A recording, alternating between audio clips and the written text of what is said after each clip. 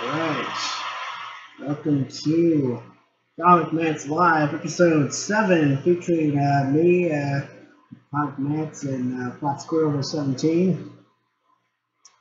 Hey guys, how's it going? And so, I'm going to post the link again in the Discord.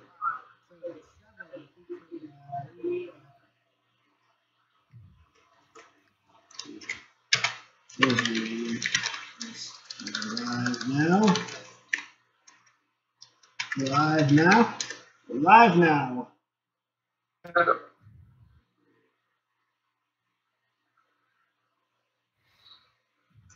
Alright, so we're gonna start over here. I mean, I'm not sure if you can see where my my screen is, but I'm gonna go back to Night of the Winds and take a look at this glorious comic section. Top Hat Shrek says, "Look, I enjoy the Archie comics, but the way the dub them makes it funny. I can't understand why some of the other Archie fans can't realize you're doing this for shots and giggles."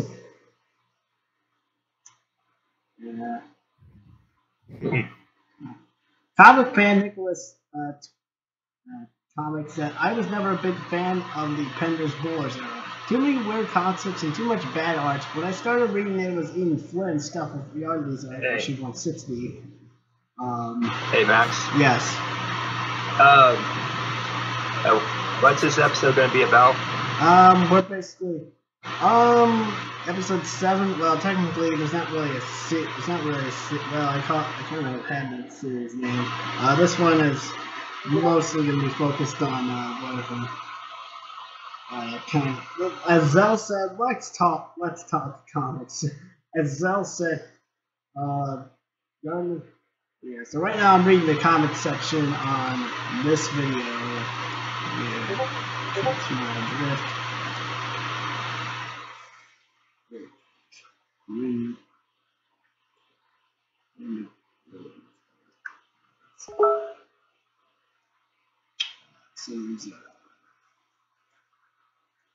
In the comic section,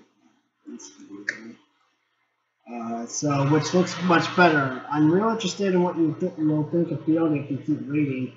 The character's mishandled in a way that's so frustrating for the stories and fits. Alright, so apparently the comic section's got a stigma against the Penders Bowlers era. I mean, I'm not sure I was a big fan of the issues like past 134. I did read Line of Succession. It was 155 and 156. He's like, Synergy Enterprise says the other two say communicate with him.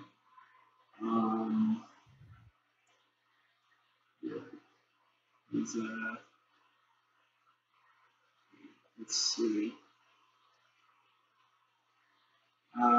You still there, or are you just? Yeah, I'm still here. I'm just listening right now. So I have mixed thoughts on that era of Archie Sonic, the Penders Bowlers era. It's kind of a broken base when you talk about that.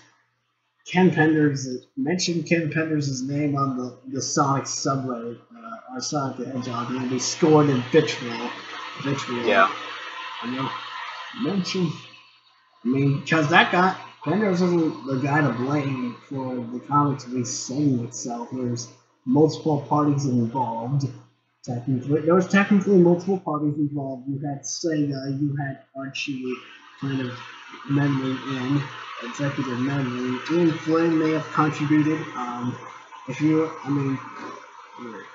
not sure what was.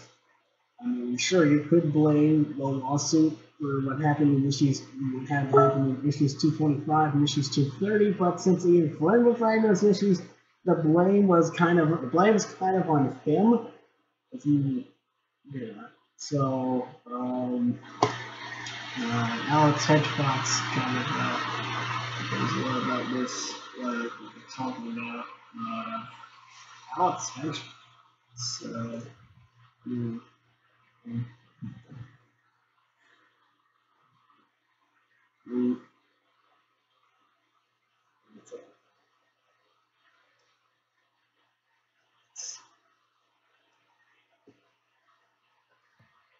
Yeah.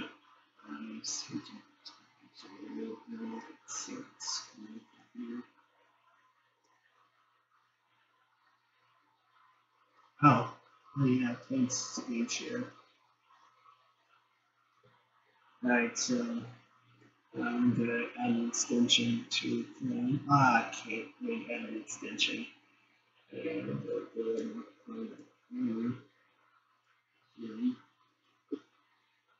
Oh, I'm having some problems.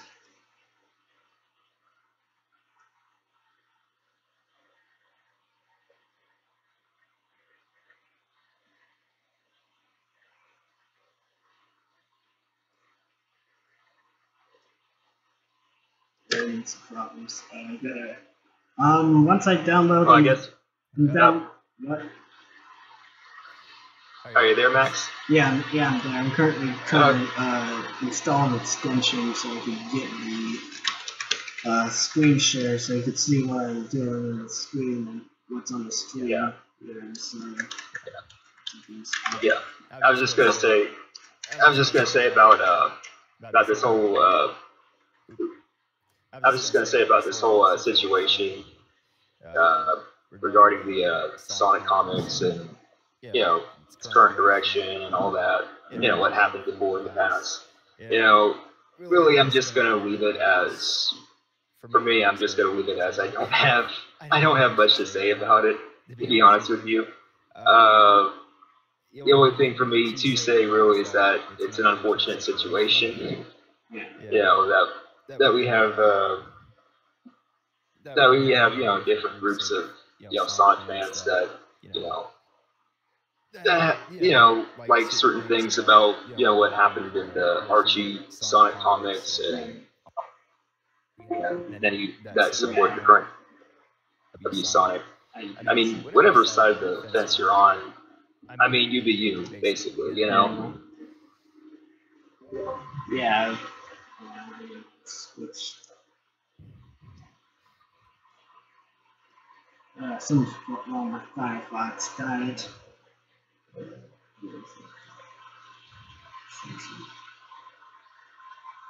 Right, so I got the extension.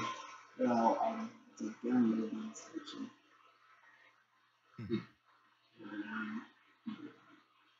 Screen share. Alright, I should have it. Alright,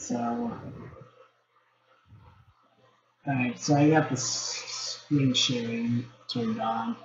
Okay. Yeah. Yeah.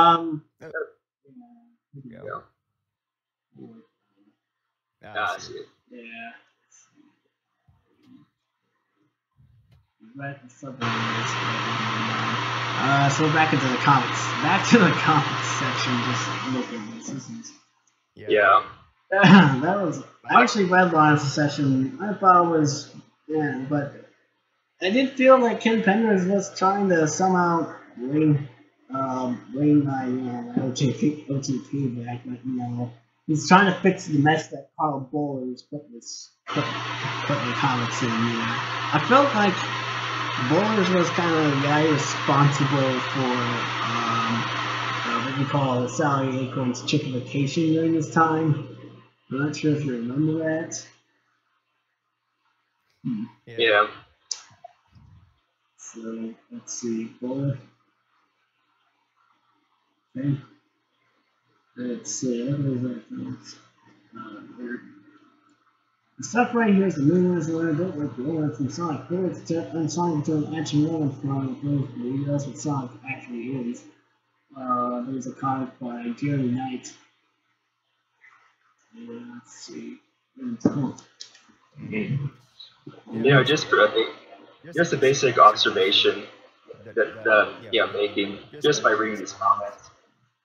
It just goes back to what I've been saying, that it's just unfortunate that we have all these groups in the Sonic fan base. Fan bases and they just can't seem to come together on certain things, especially like regarding the comics or something like that.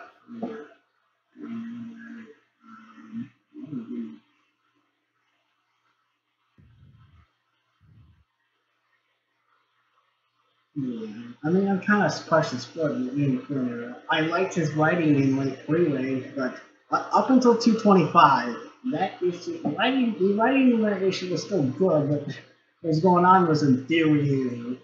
I'm not sure if I want to place 225 or 230 over or below 134 for the worst issue. The worst issues in the comics, but it's somewhere. It's up there somewhere. 220.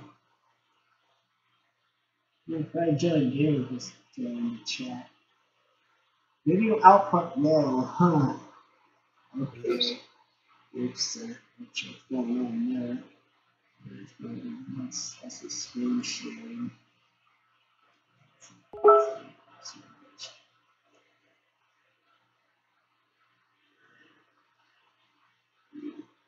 Of course, you have this group over here, Save Archie Self, which I was part of. Yeah. It started back in 2013 with a reboot. And I actually haven't read the reboot, but that's because I don't want to. Yeah. I don't want to. The reboot is just very bland. It's consistent, but it's consistent in a way that makes it sound very safe. Doesn't take really anything risky. This is watching the game. Oh gosh. Good. Good. Yes.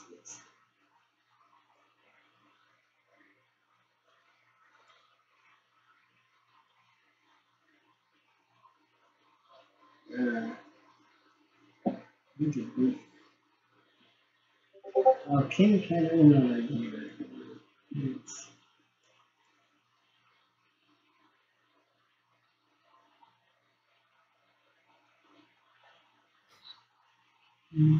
Apparently this guy is doing this comic with no context. With no context.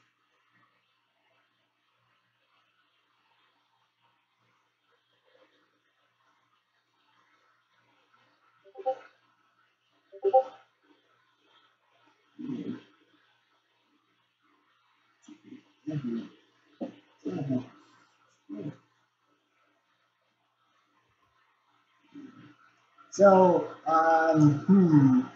yeah. What are the sales of the MW comics? I mean, I think issue 7 actually did ramp up in sales a little bit, but not much. Issue 8.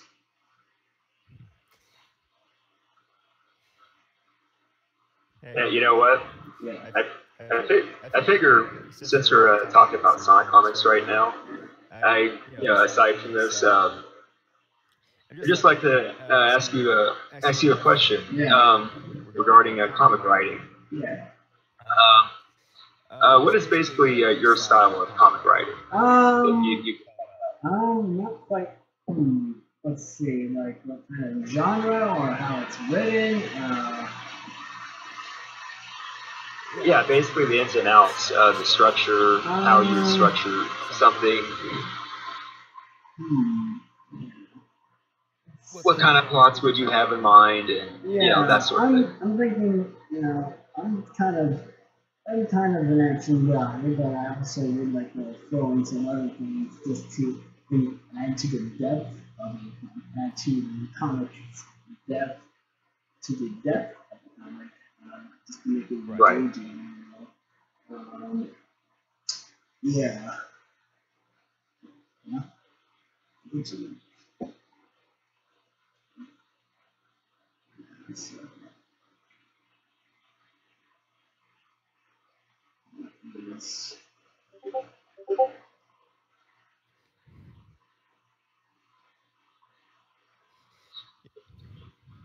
Yeah, I would say for me, I don't have a defined writing style for any stories that I make. I basically have fun, writing whatever content I make. So, I always want to include something interesting for a plot. Have your good plot twists. I mean, whether that's for Sonic or for anything, you know. And, you know, and for any character that you write for, you know, you have to give some sort of meaning behind their actions and, you know, whatever dialogue they choose to use, you know. Yeah, my basic thing is that whatever I write down, it has to be meaningful in some way. So.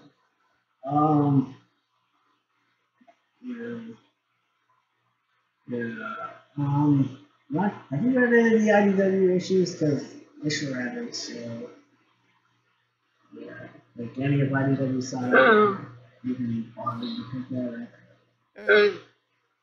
up. I've gone through some of the IDW Sonic comic issues. I don't really have much to say about it. That's my honest opinion. So.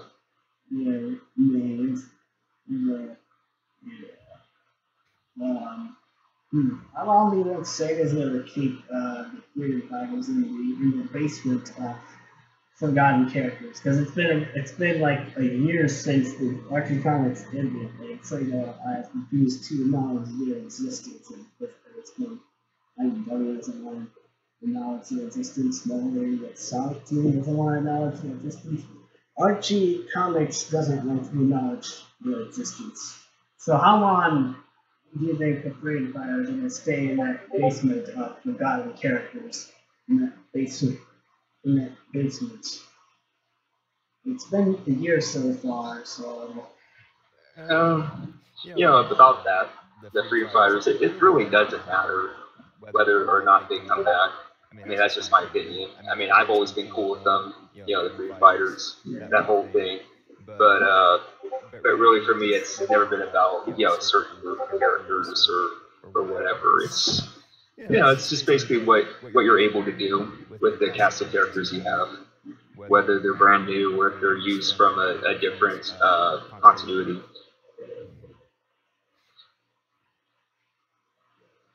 I don't technically would support bringing them back for you to get new writers or talk to new friends.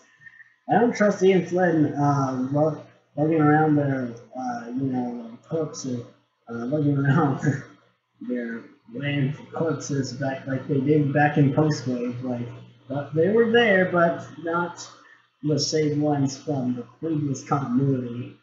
Nothing like. So. I would yeah, it's really just about execution. I mean, it doesn't, to me, it really doesn't matter what kind of character you're using. You know, whether it's, you know, a past beloved character or it's just a brand new character coming up. You know, you have to put that character in the right position. Evan Stanley designed Whisper the Wolf for IDW. I also personally hope she's writing the character because if that's not the case, well, it's going to be poorly executed by Flynn. Let's see, who is writing.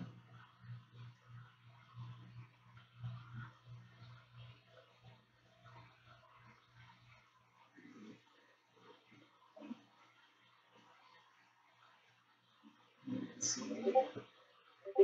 That's good.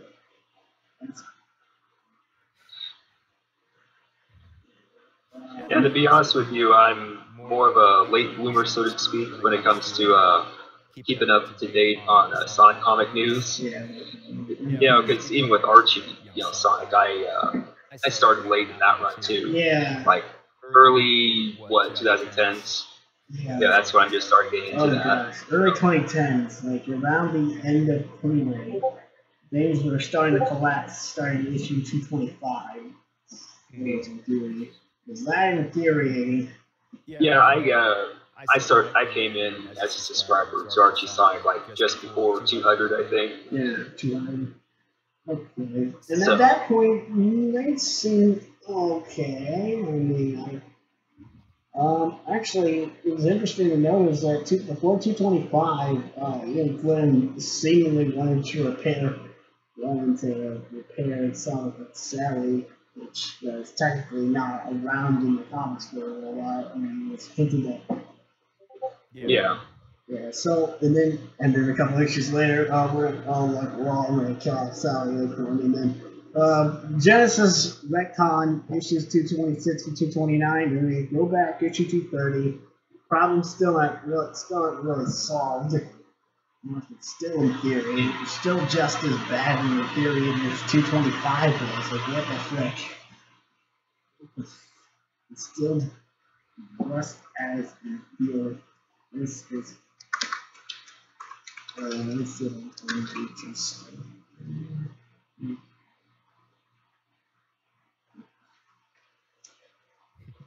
It's funny about comic book writing. As a kid, I'd make all sorts of sketches. Draw like panel boxes as if it were a comic strip, something like that. And I just make my, short stories. I'm sure that was the case for most of us.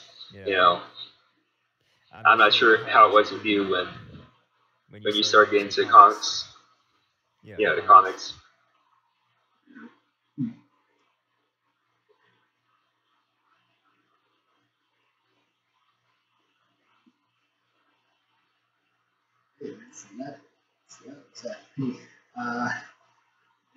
So, what is your opinion on the upcoming Sonic movie? Sonic movie. Mixed feelings. Not gonna lie. Yeah, I also have some mixed feelings. I don't know. I'm really kind of curious about the movie. I hear it might be buddy cop, but that rumor could be. I'm sure as Zell pointed out.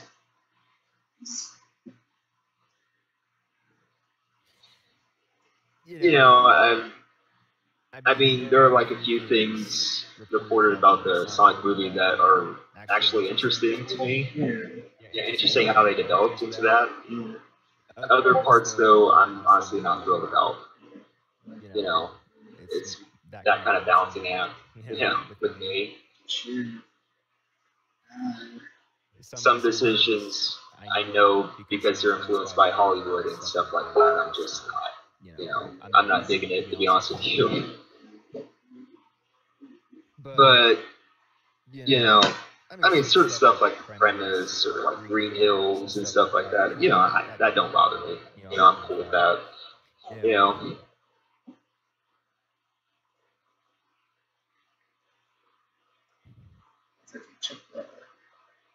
Sonic Brothers reaction. And Schwartz versus Sonic in that kind of movie. Right.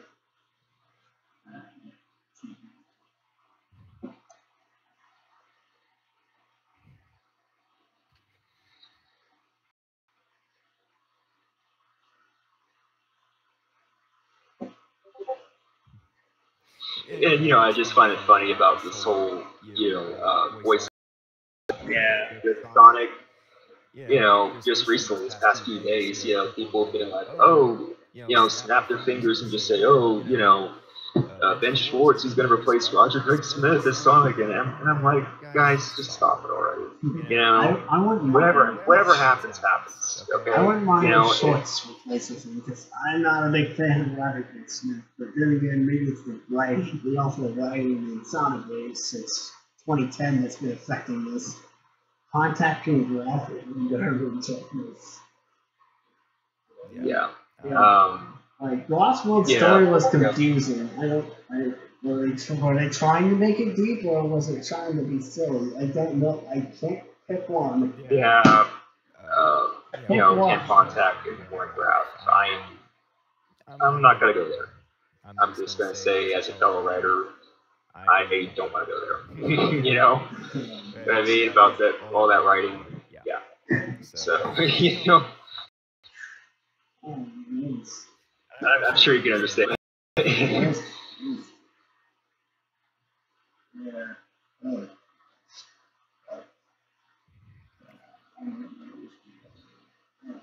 Looks like a screen offense. So garbage. Still. Going on 24 minutes. It's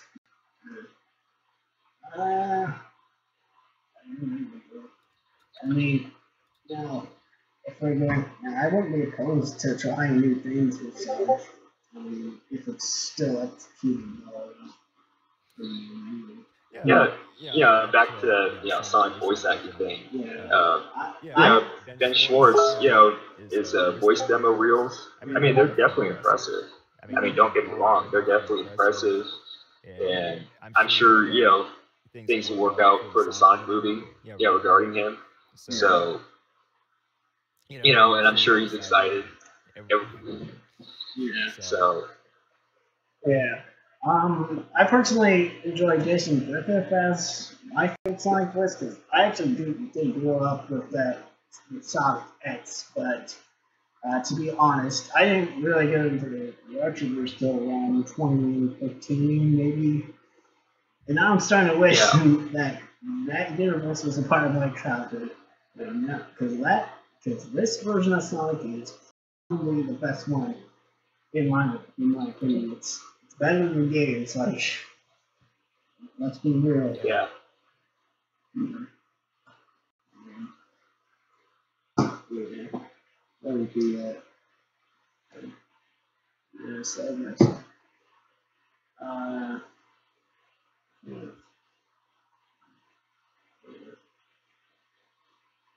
Yeah.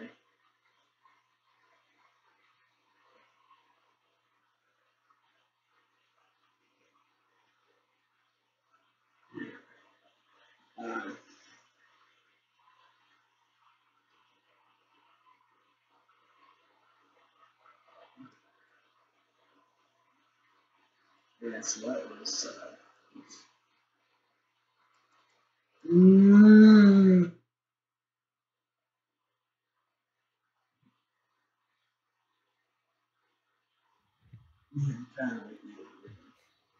What you checking out now? I'm on the Sonic Reddit again. There's apparently a Sonic Reddit. It's not really very game centric place, so it's game franchise, but there's a couple people like me. Another user by the name of Radio Quest 1984 and videos, but they're kind of bridging that portal between Game Sonic and Archie Sonic. It's trying to create some relevance. September next month is the 25th anniversary of Sonic X. I wonder if Sega or anybody will actually acknowledge its anniversary, because that would be pretty monster. It's pretty monumental right there. They acknowledged its existence. I mean, because Sega's pretty much forgotten it, guys. It's only been a year. I guess since you're on this page where they're talking about voice actors for the Sonic cast, I guess to go further into that, I find it funny that people are already thinking that Ben Schwartz is just going to replace Roger Craig Smith. Past history indicates that that's not always a slam dunk guarantee. We had Mark Burke voice Sonic in the OVA. That would replace Ryan Drummond. I was going to mention that. Just look at Martin Burke. He was the voice for Sonic in that animated movie, Sonic OVA. And everybody seemed to be fine with his portrayal of Sonic. But guess what? That was only a one-off thing. I mean, if he was considered so good, he would have replaced Ryan Drummond for the Sonic games. But that did not happen. So, I'm just saying it's not a slam dunk guarantee. Just because things sound good right now. Technically, we're still going, but for some reason, YouTube would just say it's offline, and it's not the case. That's what's good news to know.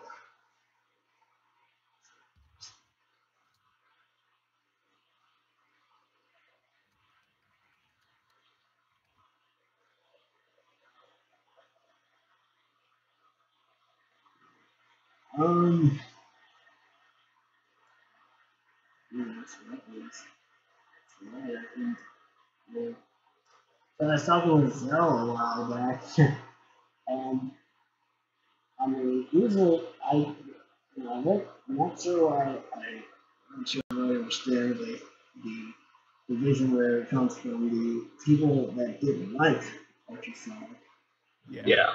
He called it essentially what we would say official fan fiction. It's kind of insulting to fan fiction writers because at least the good ones kind of insult, you know.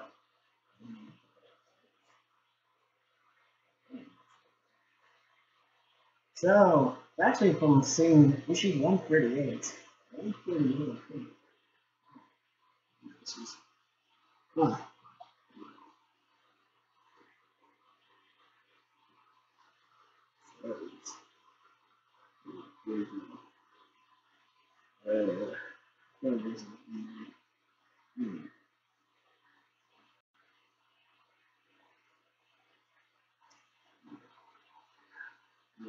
I was reading a couple Archie Sonic issues earlier today, a couple days ago.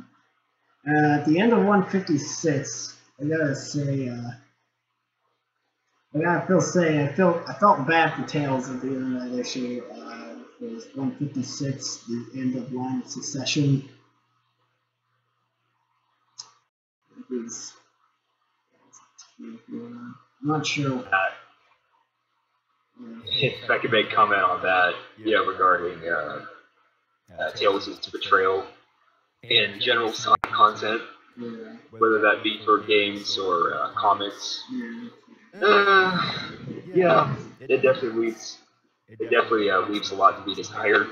Tails apparently got the short end of the stick with over the course of the comics. Yeah, he gets the short end of the stick in many things, games and comics. And I totally get it. Cause like, oh, he's a sidekick, yeah, but I just think I just think that certain groups are losing perspective on how characters function. Regardless of what roles they have.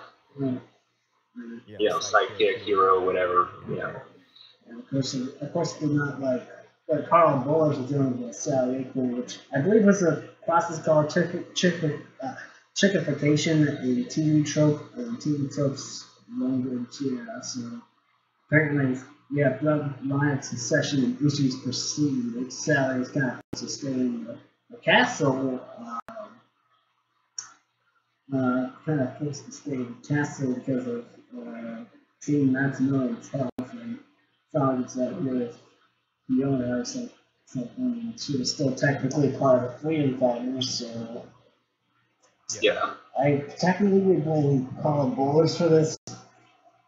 I mean, you kind of have a romantic plot to it, played in these issues, past 134, and leggings. Yeah, I made a post about it on the subreddit.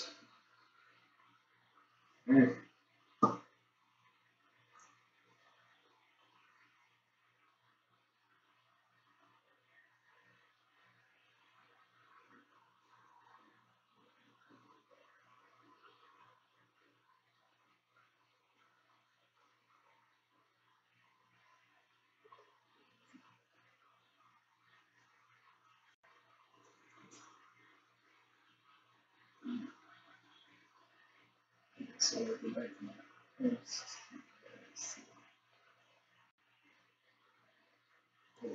Hey Max. Yes? Check your stream. Oh, sure, yeah. Video output's still low, so it's, it is. Video output is still low, but it's still going. 34 minutes. We're 34 minutes in. Is it real? Okay.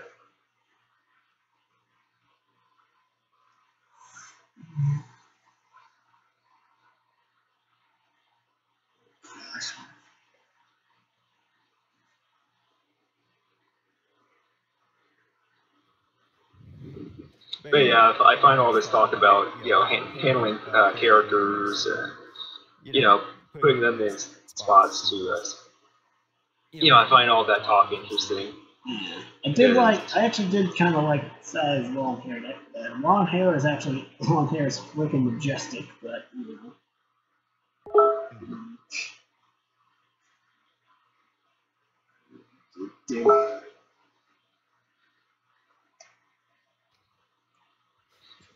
Yeah, speaking of characters, coming back, I'm interested in knowing how Sega and Sonic Team are going to handle Mighty the Armadillo and Ray the Flying Squirrel going forward. After Sonic Mania Plus.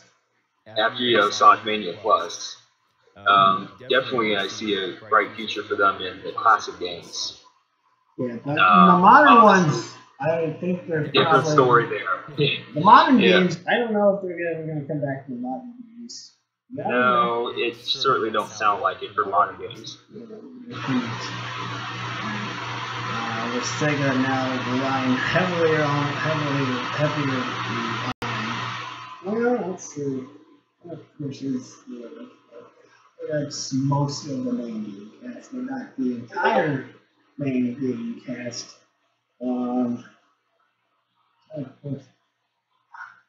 Sonic Forces, I feel like still has usual flaws that the experience.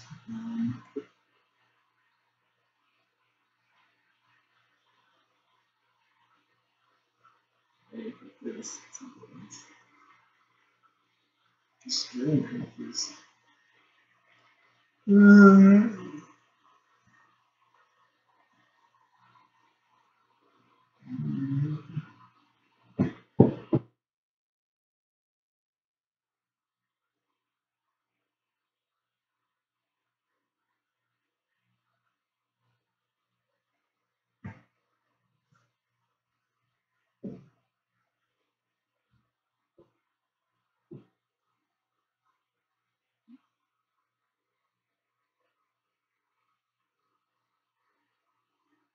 So that was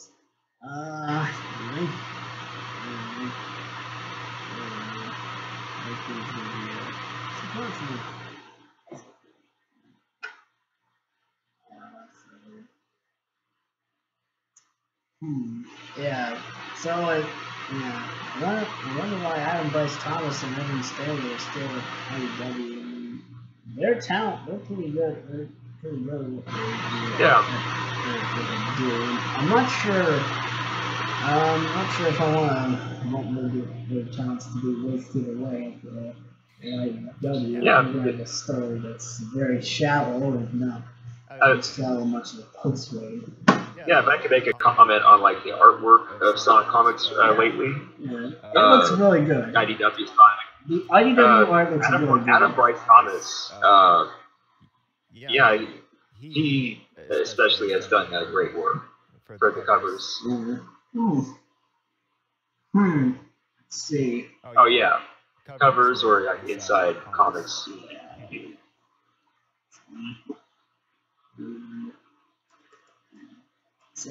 I could tell it's Saturday.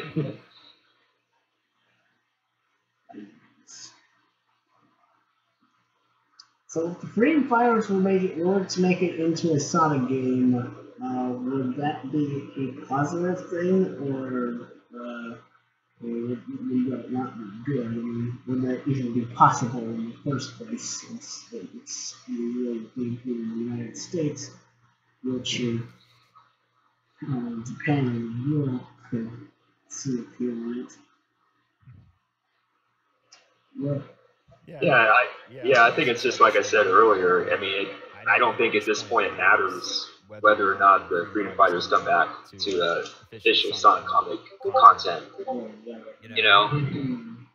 It's about execution and handling the characters properly, whatever characters you have.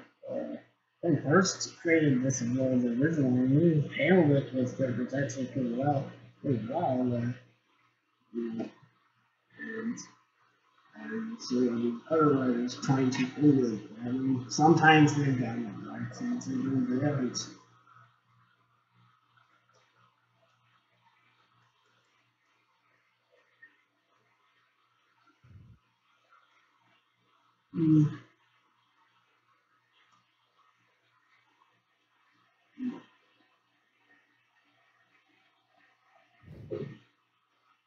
As he did the issues 100 and 101, Sonic,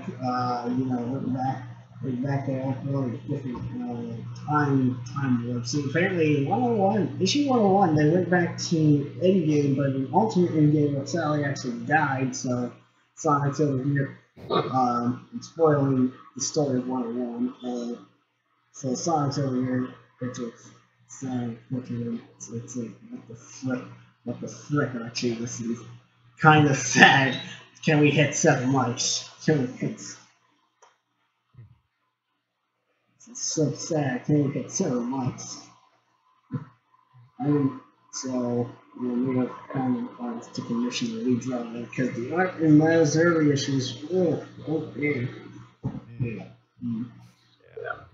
I guess it's just interesting, how writers go about, producing the content they make.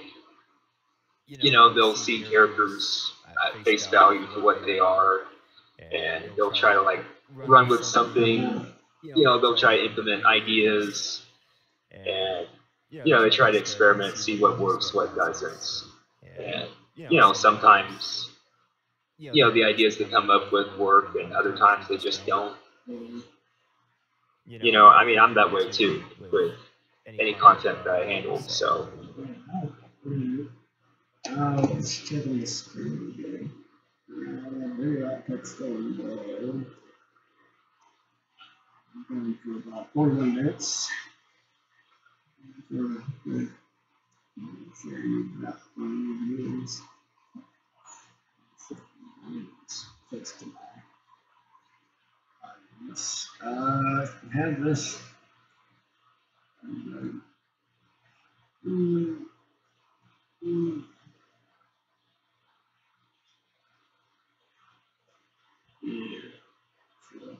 Of course, we're discovered through the State of Archie Sonic loop is that technically this quarter of the Sonic fan base is pretty much the only way that this version of Sonic is going to stay alive unless someone brings it back officially. But, I'm not sure if I'm going to look at that under the current administration over at IDW or Flames likely not doing any good sense to reboot.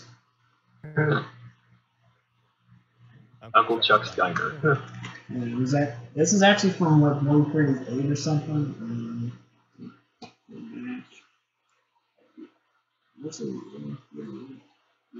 Uncle Chuck Steiner was actually like playing for New Metropolis or something. It was at New Metropolis in 170.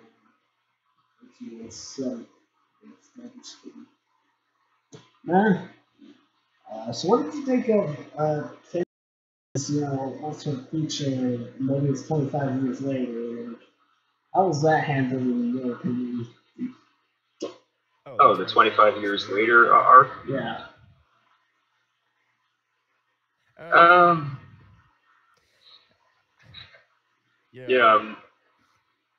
To be honest, I'm not, a fan of everything that was written about that arc. I mean, technically, Penner's built it up, and then Flynn kind of had his own take on it, did like an altered version of it. Shadow was king for a while. I mean, like with everything, else in the Sonic comics, I definitely did like, some things about it. And we're talking about Ken Penders, that 25 years later arc. I did like some things about it. It was an interesting take. The other things I was like, I'm not sure about that though. So, apparently Ken Penders had Tails going with Mina in the future.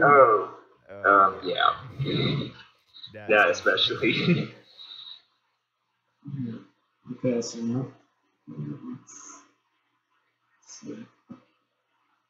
Tails is just kind of weird. Tails still canonically like 8 or 12 or something? I don't know. Tails still.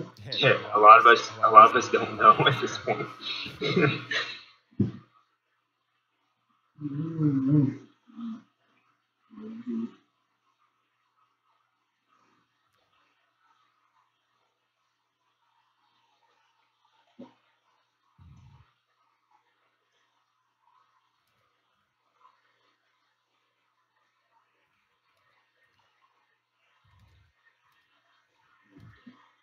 So, I check on this green copy again. Oh gosh, that's it's correction because it's got weird stuff. There we go.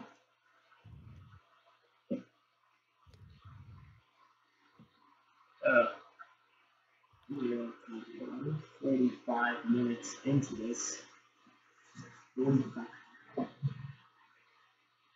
Yeah, so that's nice. Yeah. There's one topic I'd like to talk about. You live in Kansas, right? No, I actually live in Missouri. Oh, Missouri. My bad. But yeah. Do you live at least somewhat close to a comic book shop? Maybe, yeah. I've been to a couple comic book shops. Yeah. Yeah, for me, there's like very, very few outlets for comic book content. So, unless you live in like in a big city or something like that, it's hard to just immediately get the newest comic. I live in like the suburbs of St. Louis.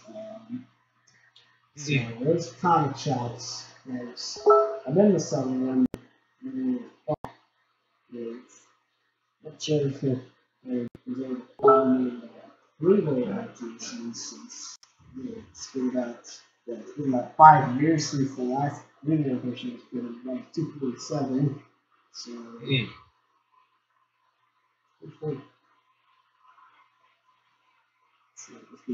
I do have the Ultrasonic Encyclopedia, which documents everything up to 247. Also, a couple Saturday DVDs. Yes.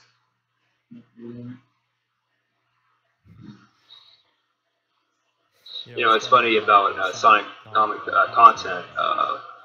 I'm not sure if they still have this, but all these bargain outlet, that store. That store at least used to carry like small booklets filled with Sonic comic issues. Yeah, like real small booklets. Yeah. There's also Sonic Super Digest.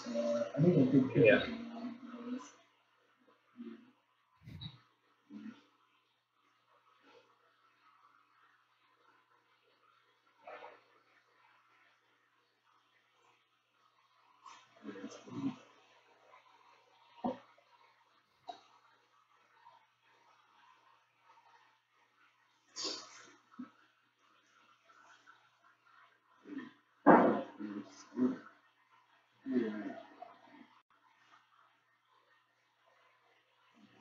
Not sure why Game Curious did, especially the main Sonic fans,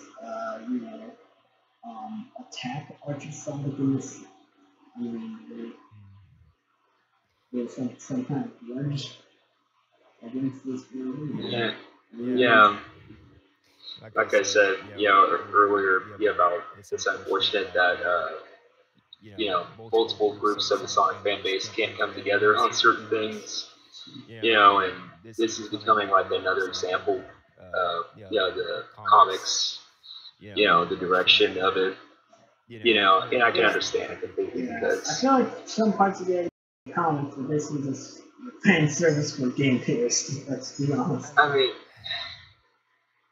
mean, we're basically looking at it like this, like over 20 years worth of content. Whether you like that content or not, over 20 years of content that was established by Archie Sonic has basically been wiped away. Well, twice actually. If you count the reboot, taking away. And now we're trying to make do with IDW Sonic, and so far, it's definitely got potential. It's definitely got potential to be something interesting, though I could tell it's pretty slow right now.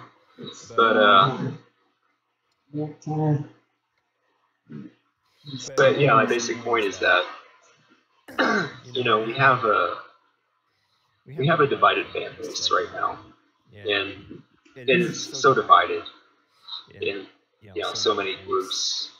You know, it's hard to tell which direction you should go to as a fan and basically be safe from certain things.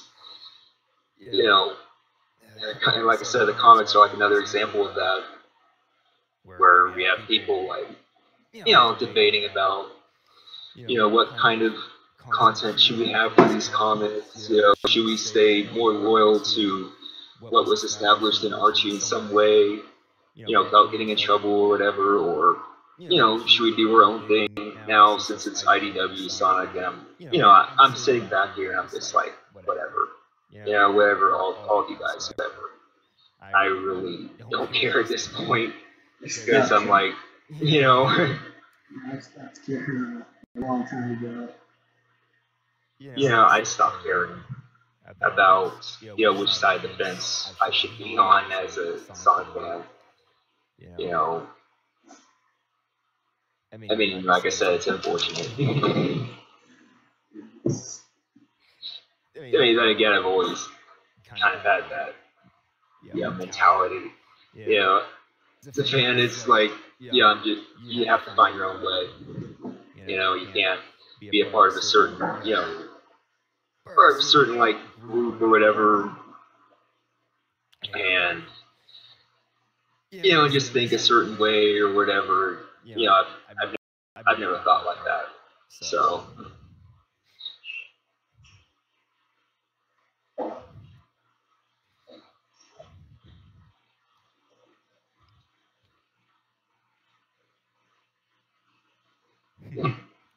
Yeah, it's funny, I don't use Reddit that much. Yeah.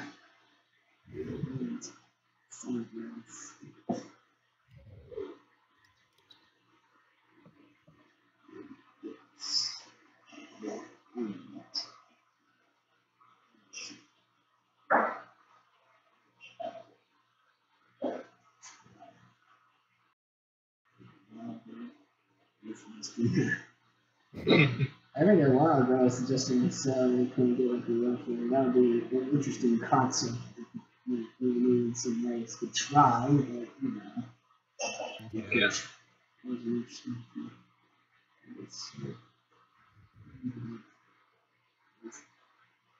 I did like the way how the song emerged. I thought it was a decent concept. The Shattered World Crisis was not very good.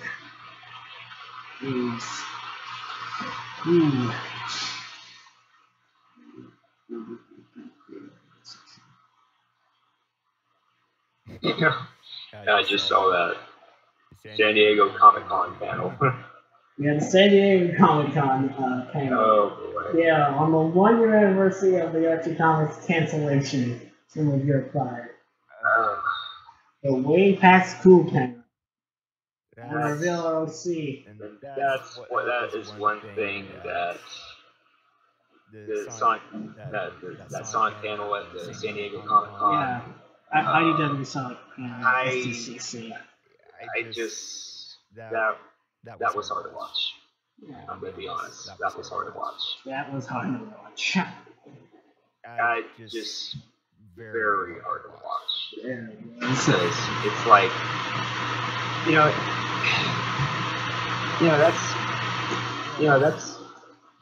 that's a basic problem I've been having with companies in general. Comic book companies in general. They hype something up so much before issues come out, and then when it's time to present something at a Comic-Con like event, I mean, you go ahead, you present it, and then as a fan, you come away feeling empty inside in a way.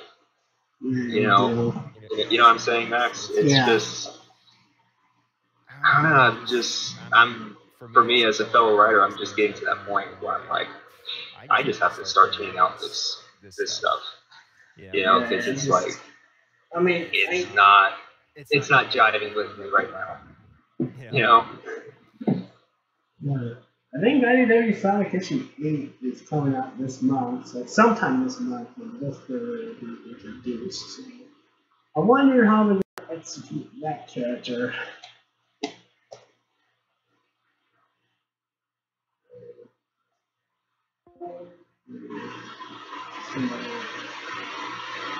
Disconnected.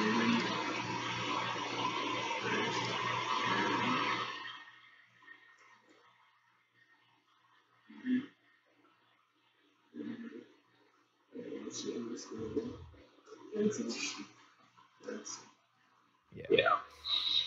And that basically, you know, if you're going to present something, you know, like an upcoming issue for your comic book series, you know, you better have something that's going to be meaningful. You better have something that's going to catch fans' attention. You know, I mean, whatever you're trying to aim for, you know, it has to be a consistent message that you're sending to your fan base. And, you know, and whatever you're planning on writing, you know, you have to find a way to relate to your fans. You know, I mean, of course, you know, the fan base is not always going to agree with everything you write or why you're writing something, but you have to find a way to keep it consistent. Because if you lose that consistency, you're going to start losing the fans. You know, that's all I'm going to be saying as a warning right now. You know, because it might start off, you know, flashy and interesting. You know, boom, boom, boom, we get all these fight scenes. Boom, boom, boom, nostalgia, or nostalgia. You know, I mean, that's Sonic Mania. No, I mean, you know what I'm saying. I mean, that's. I mean, it's good for the short term, but you got to start thinking long term. Yeah, in certain areas. You know, it's also often I'm seeing a lot of short-term fixes and not enough long-term thought being put into stuff. And like I said, I'm just starting to tune out stuff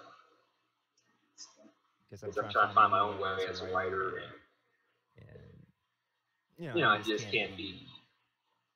You know, it can't be too occupied with this other written content by others. You know.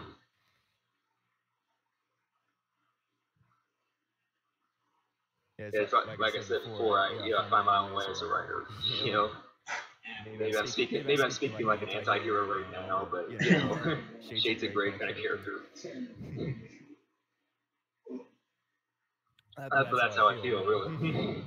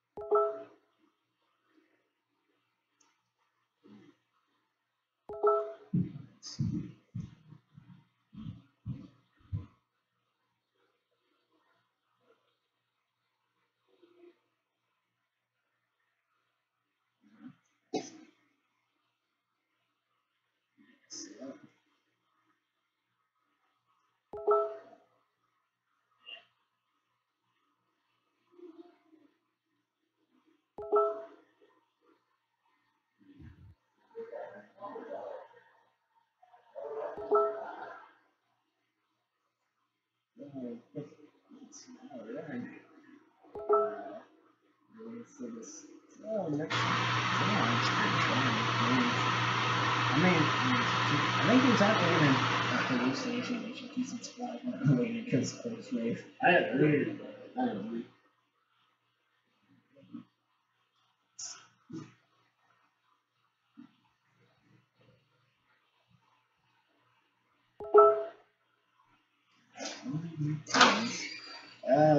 Let's see. What did you think of Sonic Forces? Sonic Forces? Yeah, Sonic Forces. What in particular are you talking about? The entire game. The Sonic Forces prequel comics or the game itself? The game itself. Oh, okay. Yeah. Oh boy, if I talk about this. Oh, this Sonic Forces. I can tell right now it's not gonna be in my top 10 favorite Sonic games ever. No, it's very mediocre. Mediocre. Yeah. Not to dive in too much about it. Yeah. Not to dive in too much about it, but Sonic Forces left way too much on the table, in my honest opinion. Way too much on the table. I'm not saying it didn't have any good ideas, because it did. But again, when it came time to execute said ideas, they really did not execute well. It's probably because he has still contacting graph writing the story. Like, it doesn't work.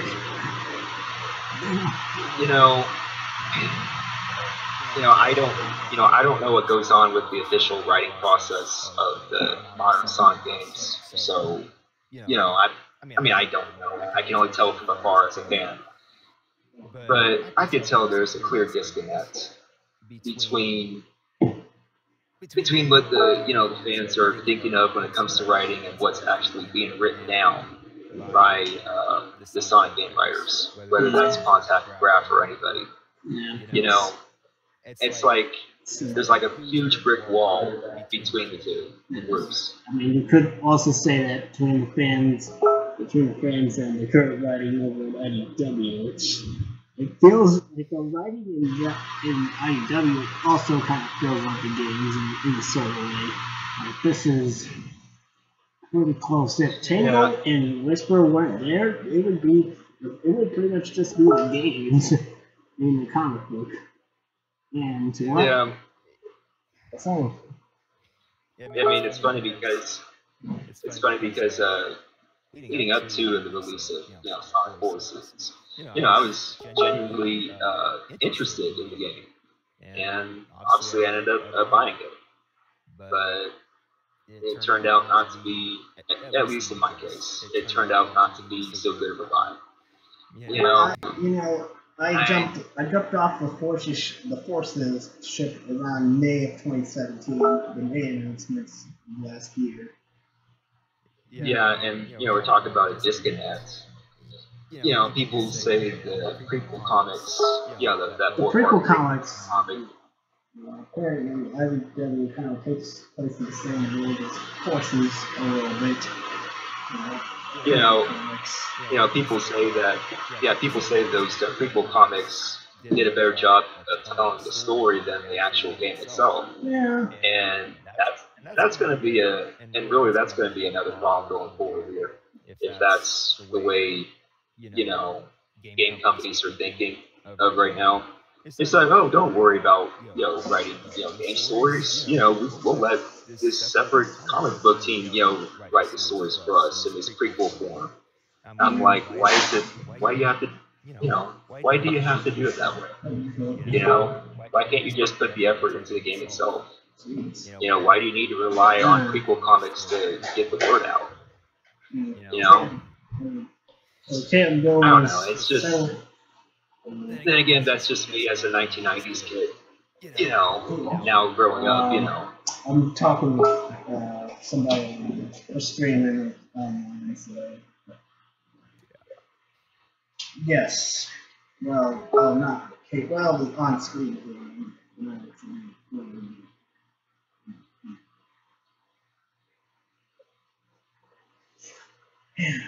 So we're getting a new writer in Caleb Gold for the Team Sonic Racing comics.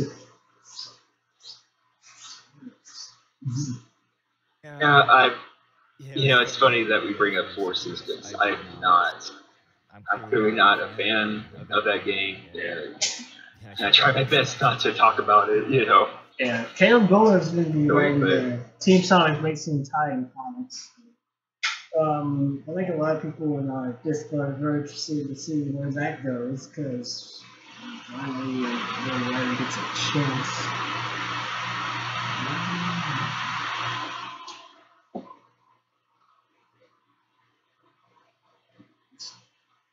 Yeah.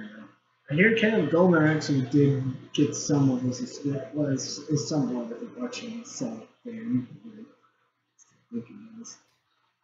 Oh, you're talking about Caleb, who's going to be writing that Team Sonic Racing prequel comic. Time comic. I'm interested to see where that goes. Yeah, we're trying to see if we can outsell issue 1 of IDW. In that case, on one hand, I'm definitely happy for Caleb that he's getting this opportunity to write for official Sonic content. On the other hand, I wish it wasn't for Team Sonic Racing. I wish it was for like something more official. But hey, you do have to start somewhere. Yeah, so we'll pick up the issue and see what it's like.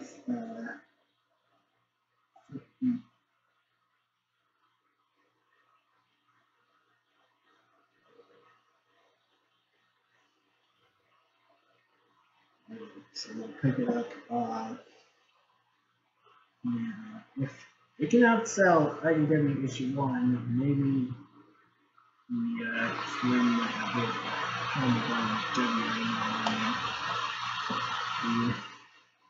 people are already asking him for him to write the games, and we're like, okay, we make the games writing maybe a little bit better, but not by that much, maybe not by that much.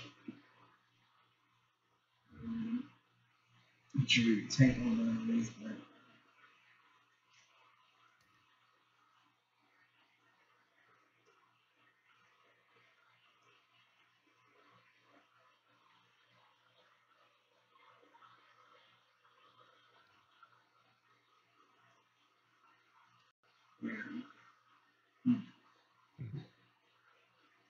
yeah, so people are wanting to see if Flynn can write for the games.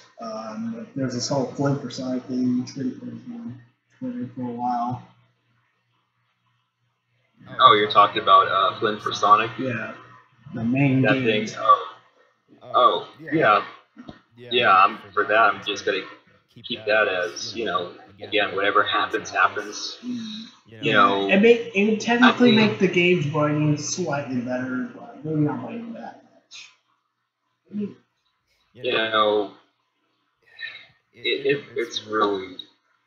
It really comes down to how much the game companies are going to allow the writers the freedom to write certain things in the game stories. It doesn't matter who you put in there, guys. It doesn't matter if you put Flynn in there. Maybe that's why Flynn seems so good. It does not matter. Maybe that's why Flynn seems so felt like his writing was really he just fell off a cliff. His writing quality falling off a cliff. Take that.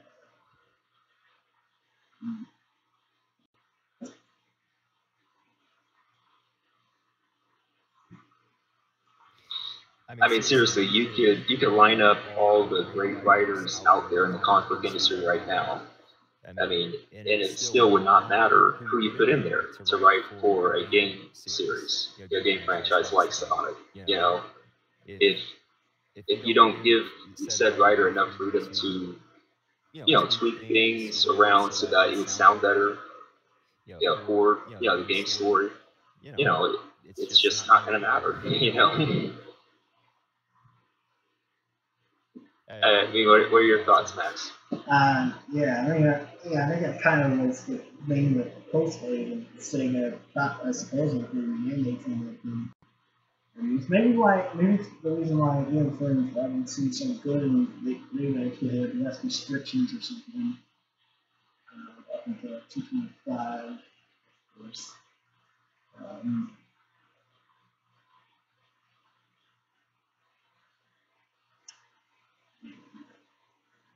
One of those mandates is still there at IDW, so it may not be there. It might not still be there, but if they're not there, well time to do something. Do something.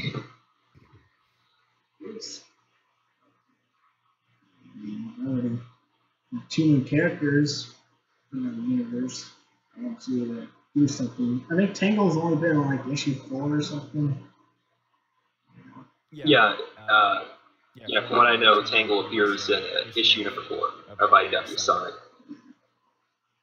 Maybe that's like the issues he's doing so far. And then Tangle, and then I believe Westward's going to be at the Green. This got cut in issue 8, which comes out this month.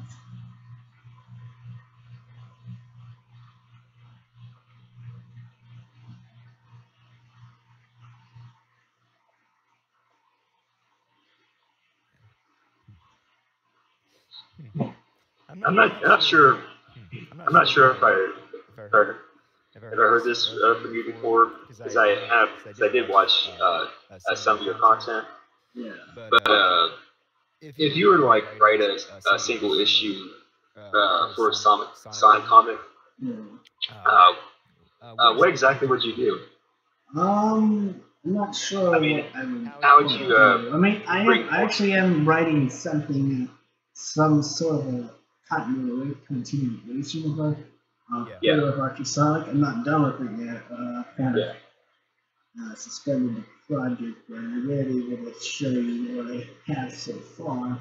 I consider myself kind of an amateur writer, so I don't know how good or bad my writing skills are. So I consider like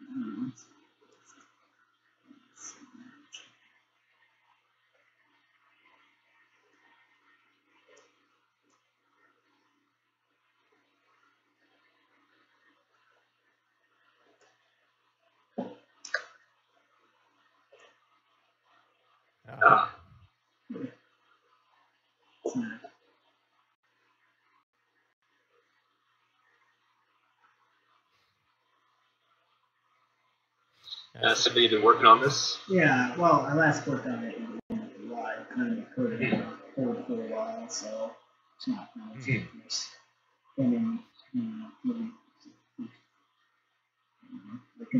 So this is more like a story, not so much a comic. Yeah, it's more of a story. As I am not an artist, I'm a writer, but I would need someone that can. Yeah. I would need someone to commission art to do artwork for this. If I'm gonna take this on for me. Structure. And down.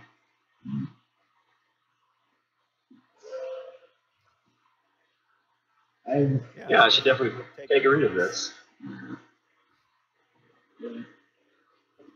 Yeah, I'm always interested in reading,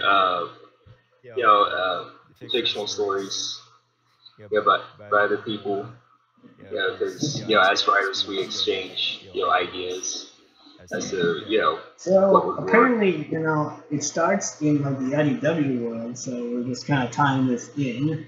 And I kind of do lampshade IDW's failed attempt at world building here because they don't even name the gosh darn places. They kind of places. So.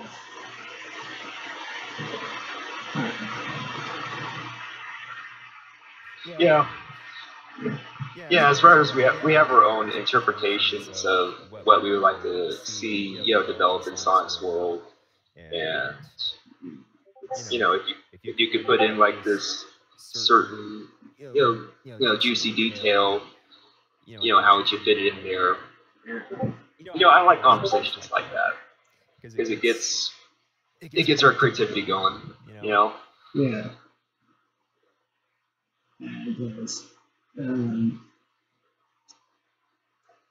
So you have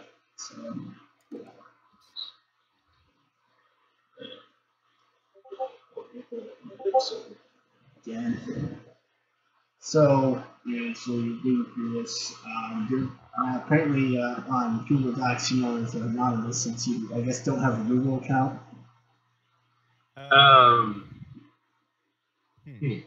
Yeah. Technically, I do. Yeah. But I'm just like skimming through this right now. Yeah.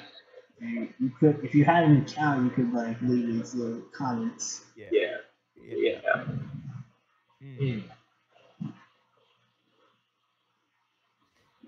So you've written 4 chapters so far? Well, yeah. Currently, yeah, almost. Well, it's not. Fourth chapter's not. The fourth chapter's not complete yet.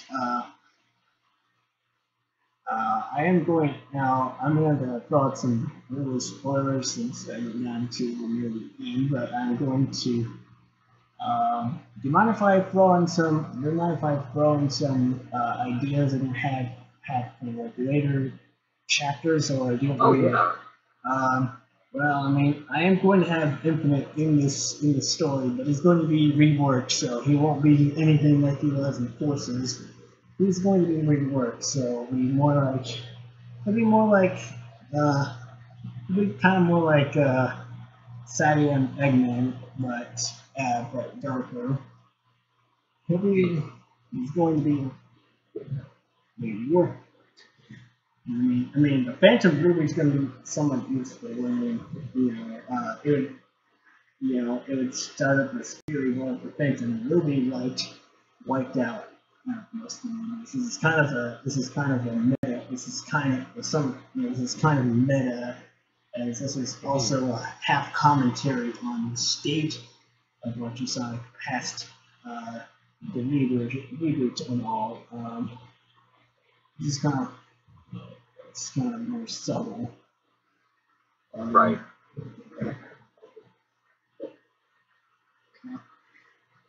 This actually can comment.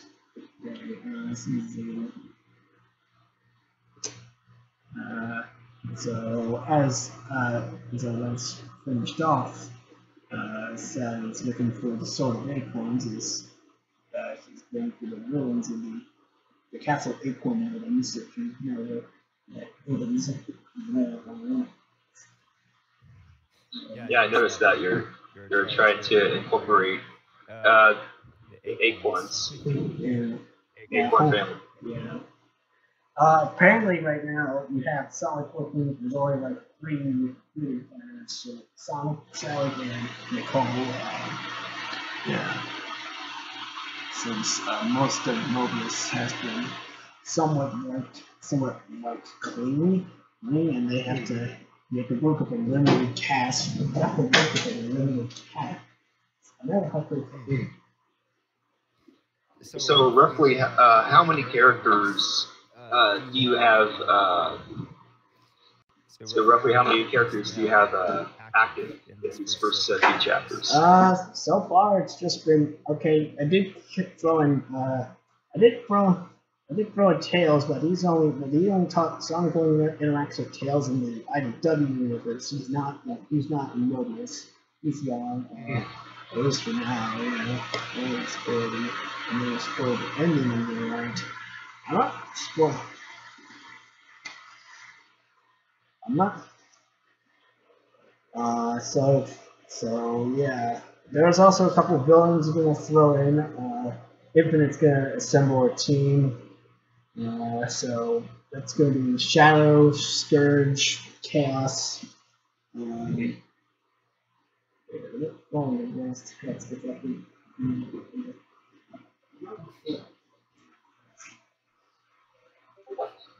You know what I've been finding fascinating as far as the character cast goes. What? For Sonic. What? You know, the character cast for Sonic. Yeah. You know, I've been finding fascinating about it. Yeah. Recently, I've been looking into certain characters like Team Hooligan and Mighty Ray. You know, and if we were to like write, you know, custom stories, how could we introduce characters like those? Yeah. You know, to provide either comic relief or, you know, just something fun. Maybe like, I mean, I have some ideas. I have some ideas for like off-panel. Yeah. Stuff going on. Something. So maybe get someone like an Aaron Weber Twitter account, but for actually Sonic. Yeah. Aaron Weber. Yeah. That's part of the. You know, really, that's part of the appeal of these Sonic characters, to be honest with you, and especially the more forgotten ones. Yeah.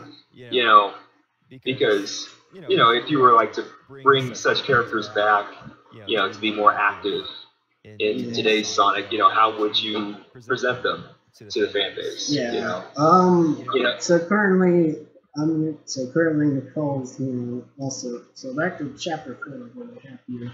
Nicole's feeling Sonic after, yeah, apparently, if an artist want to commission this, Sonic will be finally able to do what Sega hasn't been letting him do for a while, which is to have an emotional moment. Yeah. You know, I say that you know, it's appealing to bring back, you know, previously forgotten characters, you know, in Sonic's world, and you know, I find that challenging. You know, like Beam the Dynamite. You know, I'm not going to disclose, you know, anything too much, but I have Beam the Dynamite reintroduced in a project that I'm running. So, you know. And I have a pretty good idea of how, you know, Beam the Dynamite works as a character. So. Yeah.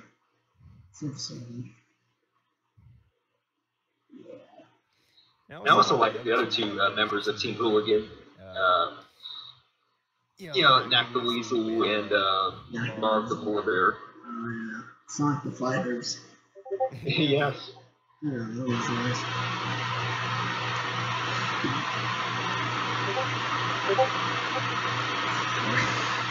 I mean, really, that's the thing. Instead of creating, you know, all sorts of new characters. Yeah, there's already a ton to work with. Why not bring back some of the old characters? Yeah, there's already a ton to work with. Implement them in modern, you know?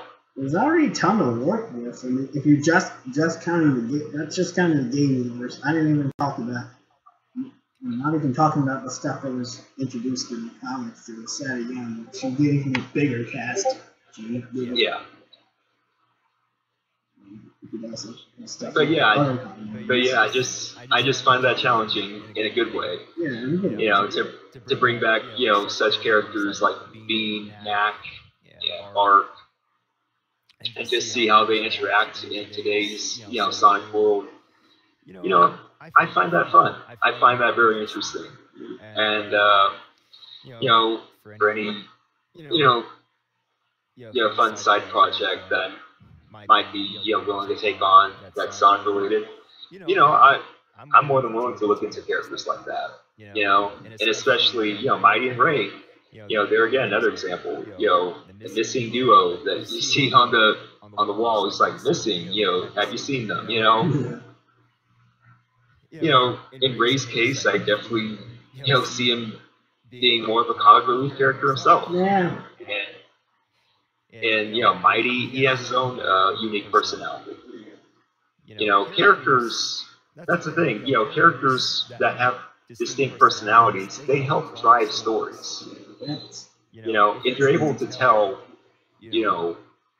what a character's like, how he or she is going to progress through a story, and you see it manifest itself through that story. It's worth it, emotionally investing yourself into, I mean, that's just me as a writer, thinking out loud, but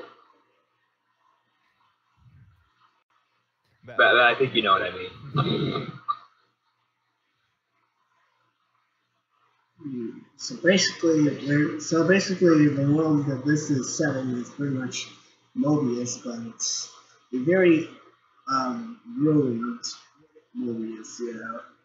Kind of imagine like the stuff that Fallout games are set in, but it's on Sonic's. Right. I wonder what that would look like. Yeah, like I would have to commission an artist to do this, right.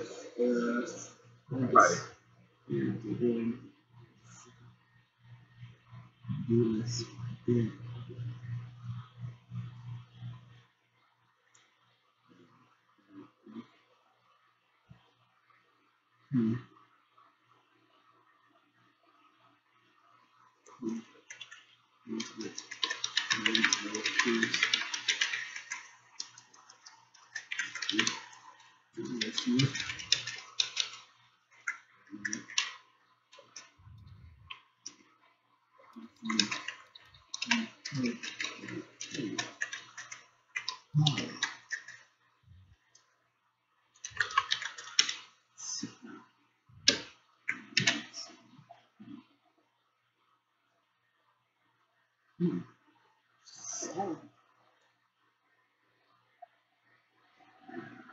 I wonder what we're doing. Oh my gosh, an hour 27 minutes. Yeah. Yeah, wow. Yeah, we keep going. Yeah, to be honest with you, I'm starting to get hungry. Oh yeah. It's 2:26 where I live. Yeah. So, yeah, I guess to start wrapping this up, basically in summary, I'm FoxCordova17. I write content quite a bit. Plenty of fictional content and some real content, and through it all, I have fun. I have fun doing what I do as a writer, and this goes down to anyone who wants to write for a living. If for anyone who wants to get noticed as a writer in general, you have to have a passion for this. You have to have a general love and appreciation for the writing crafts, so to speak. And no matter what avenue you take as a writer, whether that's comic books or extended novels or just scripts for like a movie or a commercial or whatever. I mean, whatever makes you happy as a writer. You have to do it, thinking that this is just fun. This is awesome because I'm having fun doing this.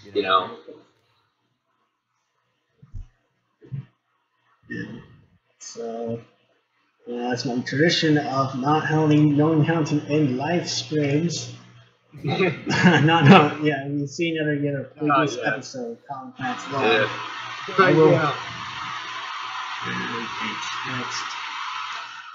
But I guess just in further summary, I'm like, I don't expect everyone to like everything that I write, and I don't expect that.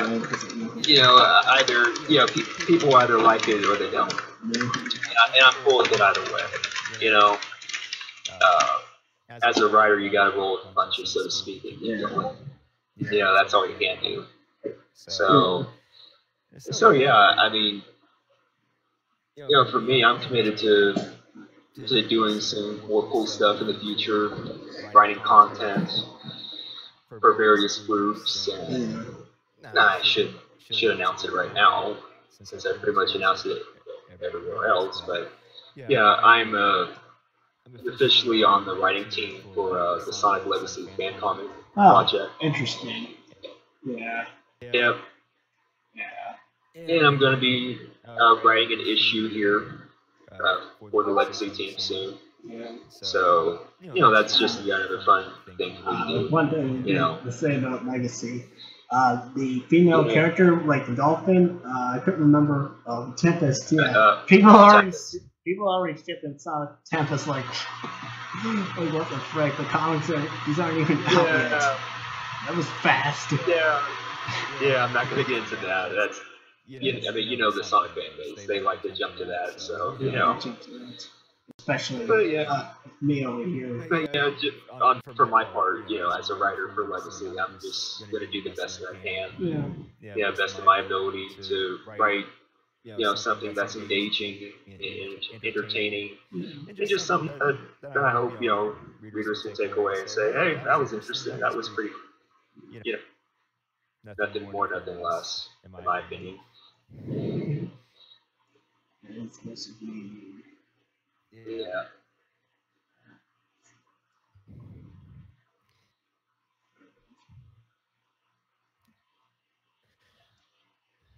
But yeah, that's from me. That's about it for now. It's just, I guess what I can take away from this is that it's interesting to see how fans react to, developing news about, Sonic stuff and, comics, the movie, games, whatever. I find it very interesting because it's like I'm trying to get an idea for, how Sonic fans are feeling at the moment, and,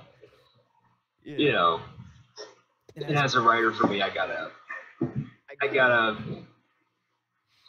pick my spots, so to speak. So.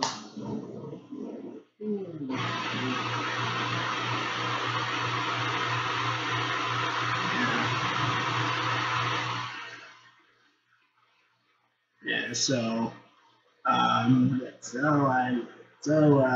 FoxCordova17, I appreciate for being on ComicMaxLive, episode 7. Thanks for having me on, Max. I appreciate it. Yeah. So, and I will end this episode of ComicMaxLive right here.